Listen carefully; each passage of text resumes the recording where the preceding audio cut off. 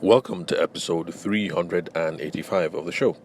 Today we're still on the questions that we handled during the Evolve Africa Instagram live session.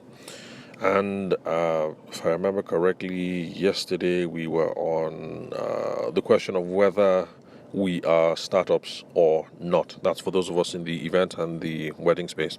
Although for the Evolve Africa crowd, it was pretty much just trying to define what a startup is and who it applies to. So today we're going to move on to the second question, which was around sales strategy. So what does sales strategy mean?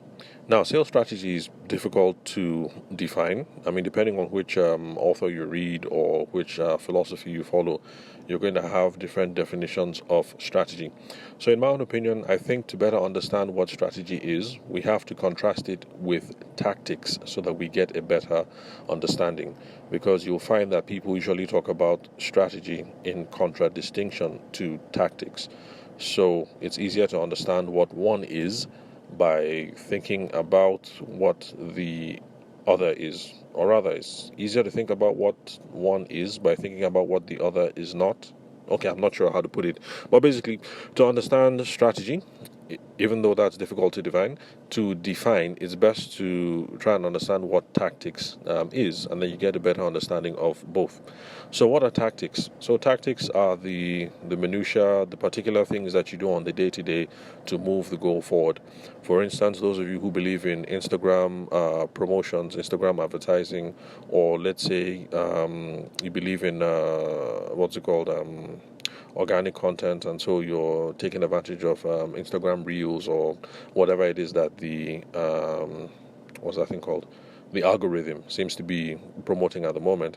So all those things that you're doing, the particular stuff that you do on Instagram, on Facebook, Google, or if you're a phone call person like me, or if you do blog articles like I do. So all those particular things that you do, all that minutia, all that small stuff, that is tactics. So the blog post that I put up every day, that is tactics. This podcast episode that I'm recording, that is tactics. For those of you who believe in Instagram promotion or Google advertisements, that is tactics. The small stuff that move you forward toward the goal. Now, if you look at it in that sense, now strategy is a lot easier to understand if you look at it in that sense, because now strategy becomes the goal itself and the broad means by which you can get there. Strategy now becomes the big picture that you have to worry about before the daily steps of execution, and that is how they relate to each other. First of all, you have to understand where you're going before you decide which particular route that you're going to take. So, for those of us in Abuja, it's a Friday or a Saturday or a Sunday or whatever, and you guys want to go to the market, and your friend has told you that you guys can get better prices if you go to Gariki Market versus Utako. So, in that sense, you can see that the strategy here, the overall goal, is that we want to switch markets so that we can get better pricing, or much more economical terms. So Utako versus Gariki market, or if you're in Lagos, Ikorodu market versus Balogun market, those larger questions, that is strategy. And then when you decide, and then you pull up Google Maps, and then you start searching for specific routes about how to get to Balogun market or Ikorodu or Utako market or Gariki market, that is tactics, the particular things that you do. So that is the relationship between strategy and tactics. So remember, tactics are the minutiae, the small stuff that you do to move the things forward. The Instagram activities, the blog posts, the Facebook, the Google, the whatever. Strategy is what the larger goal is and the broad means by which we are going to get there.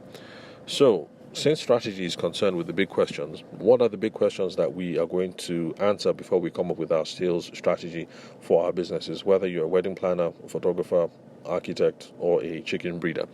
So the big questions you have to answer, there could be a lot more, but these are the primary ones I think we should start off with. Let's keep it simple, not too complicated. And also because when we answer these questions, we have some clear directions about where to spend our today, our tomorrow, and the day after. So number one, who is our target audience? Who are we chasing after? And then number two, what is the need that our product or service fulfills? Those are kind of related. But bottom line is, if you know who your target audience is, then you know what you ought to be doing now and where you ought to be running to chase them, to find them. And the answer is also the same. What is the need that our product or service fulfills? If you have a sense of what problem you're solving, then you kind of know where it is that you have to look. So for those of us who believe in wedding expos and in-person means of generating business, who is our target audience? Brides and grooms. Then it only makes sense that if brides and grooms are at wedding fairs, wedding expos, then you have to be there. And then, of course, for those of you who don't like the live and in-person thing and who prefer more online stuff, the process is pretty much the same. Who are our target audience? We think they're on Instagram, and this is where we can find them. And so we're now going to devote XYZ of our money or ABC of our time to try and reach them. So those are the big questions. The smaller questions, which will inform the tactics, flow from that. So now that we know who the customer is, how do we approach them? So like I said, we've asked the big question, and so now we know who they are and where they are, and we now know where to run to. So if you decide that you don't like the in-person stuff and you're more of an online person, you can now see how we're getting close to the level of tactics. They're on Instagram. So how are we going to find them on Instagram? What are we going to do? What kind of reels am I making? What kind of posts am I making? Which kind of posts on other people's blogs should I be, sorry, not blogs, what are they called? Posts on Instagram should I be engaging with? And then stuff like that. So you're now getting into the level of tactics. And for those of us who do the live and in-person thing, then it's a matter of, okay, in Lagos, in Abuja, or in Port Harcourt, or Kano, or Texas, or New York, what are the bridal shows that are in town? Where do we think we can get the best bang for our buck? Where do we think the audience? Where do you think our audience hangs out? And how are we going to approach this thing? Are we going to rent one table or two? Are we going to have a backdrop or not? What kind of samples are we going to bring here? What's going to be the color of the tablecloths? How should we dress? Blah blah blah. What is the sales script? So you can see how the smaller things are now flowing from the larger conversations, and that is why having a clear sense of what the sales strategy is really important, because you have a strategy, a good strategy, then your tactics are going to follow in like mind. So yeah, we should try to ask these strategic questions first so we don't end up wasting our time. The reason why I say try is because these questions are hard and sometimes can be very daunting, but a simple conversation with your business partner or your spouse or your friends is not a bad way to go about it to begin. So you don't need to have a business consultant with a whiteboard and then you guys go into SWOT analysis or all that stuff and then writing out different things on the board and what have you. But if that's the way that you think and if that's the way that you solve problems, then yeah, by all means, get out the board or get out your sheet of paper and then start writing. But trying to answer, to figure out what these questions are, it can start simple. You just talk to your wife. You say, hey babe, this is what I'm thinking. What do you think? Or you call up your business partner. Hey Kunle, hey Kemi, this is what I'm thinking. What do you think? Stuff like that. So just try. Begin. It doesn't have to be formal. It doesn't have to be fancy. So like I said, if we do this, if we don't do this rather, we'll end up wasting our time and money, because if we don't know who our ICP is, again, that's our ideal customer profile, who our ideal or our target customer is, then we're going to waste time and money going everywhere and creating marketing content for everywhere and for everyone. And Lord knows that a lot of us took that approach pretty much in the early days when we started with our businesses. So I was all over the place. I had a Pinterest. I was on Pinterest. I was on Twitter. I was on Facebook. I was on Instagram. I was on LinkedIn because I thought I could get wedding business there. Believe that or not. Let's see, where else? I was everywhere pretty much. I was even on Flickr. Yeah, I was even on Flickr, and I'm sure you guys get the point, especially for those of you who are older, who know what Flickr is and all that other stuff. Okay, I wasn't old enough for MySpace. My brother was on MySpace at the time. I was interested in all that crap. I thought that was crap anyway because I hadn't started a business at the time, and I didn't see why people were going to create MySpace accounts, put up pretty pictures and what else? Put up songs and things like that. Where was I? Okay, so that's the kind of rabbit hole that we can get ourselves involved in if we don't figure out who our ideal, who the target audience is. We're going to waste time and money, and we're going to be everywhere. And we need to ask specific questions and then narrow it down. Who is our ideal customer? If your ideal customer is not on Pinterest, then really there's no need for you to be on Pinterest or LinkedIn. And if your ideal client is on Pinterest, then you need to come up with an idea about how it is that we're going to find this person and how we're going to drive business back to us. And then it's also the same concerning the value or the problem. If we don't know what the value is or the problem we solve, we're going to spend all our time with generic marketing messages or conversations with people that is going to be is going to be irrelevant to most of the people we meet. And because of that, if it's irrelevant, we're not going to convert. We're not going to get any business. So that's why we need to be clear about this. So assuming that you are one of those people who is cool with content marketing and you don't have an idea of what the problem that you're solving is, then you're going to be creating podcasts that are off point. You're going to be creating photos on Instagram that are neither here nor there. You're going to start creating TikTok or Reels that are besides the point, and you're just wasting time and compounding wasting time, because you're wasting time in January, February, and March. And if you waste time in January, February, and March with all this useless, unfocused messaging and contents, then of course, that is just zero or negative compounding on itself. So waste January, February, March. You're not going to get any results in April, and on and on. So we need to be clear about these sorts of things. So anyway, the fact that we have to be clear or resolute or when it comes to answering these questions doesn't mean that we should get crippled by fear and then not start.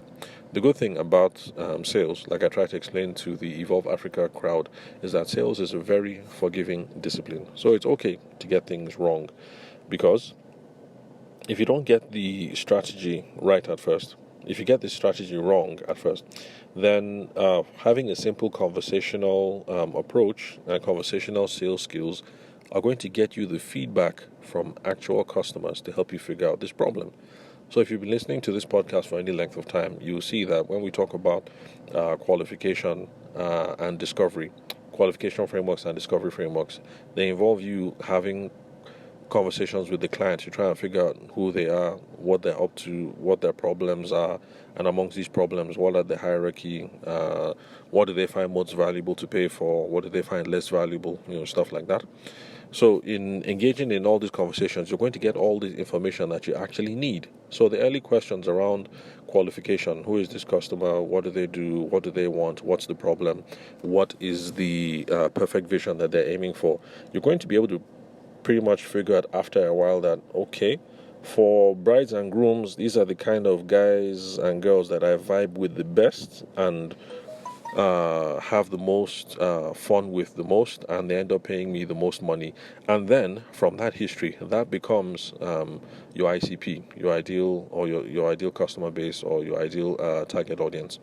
And then since you're now dealing with real folks who actually exist, you now also have a clear sense of where it is that they hang out and how it is that you go about finding them.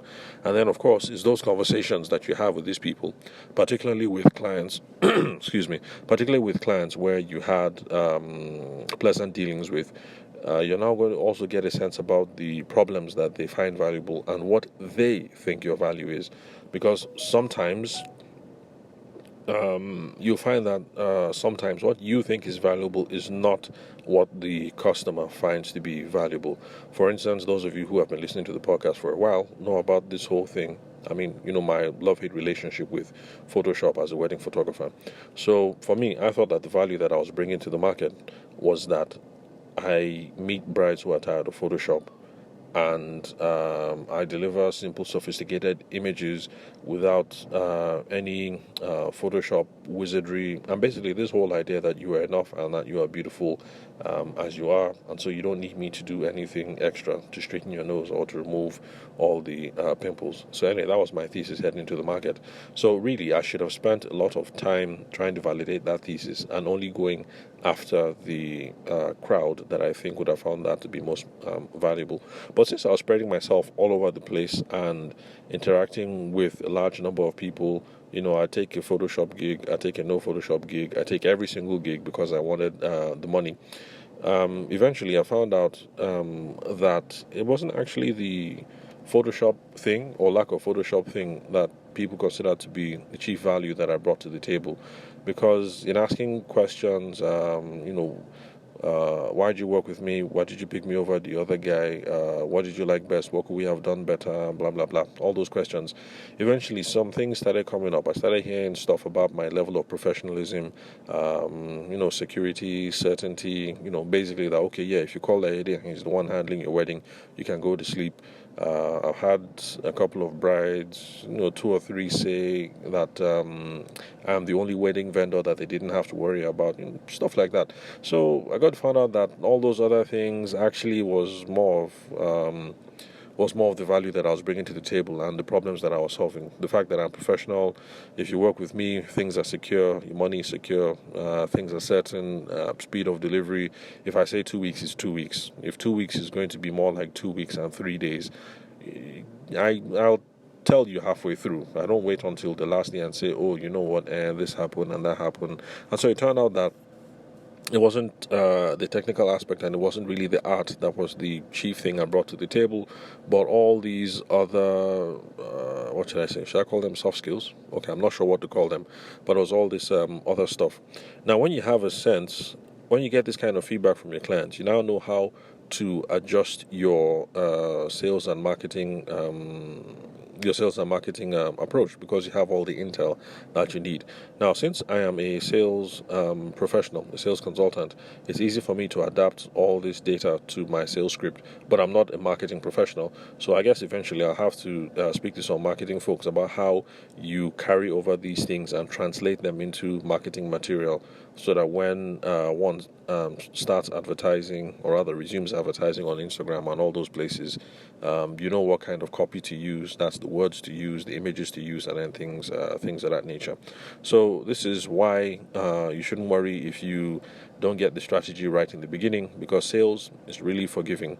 As long as you're having a conversational approach with your clients, you're going to get all the data, all the information that you need that will help you figure out who are your ideal customers, who should you be spending most of your time with, and what problems are you solving. So that is it pretty much. We might have explored some other issues related to strategy and tactics on the Evolve Africa Instagram live session, but I think this is pretty much the crux of what it is that we need to know. So remember, tactics, the small stuff that we do every day to move us towards the goal. Strategy is the goal itself and the broad means by which we are going to get there. We have to ask ourselves the questions to be sure that we are clear about where we are heading, because when we know where we're heading, we know what it is that we need to do today, tomorrow, next tomorrow, and next week. If we don't ask these questions, then we're going to waste time and money running all over the place, talking to everybody and dissipating our time, our effort, and our money all over the place, and we're not going to get good results from that. So that is what sales is. That is what sales strategy is. That is what tactics are, and this is how they're going to be useful to drive our businesses forward. So thank you very much for listening to today's show. I am Abuja-based sales and business consultant Tavishima George Aide. Thanks for your time and attention. I'll catch you guys at the next recording.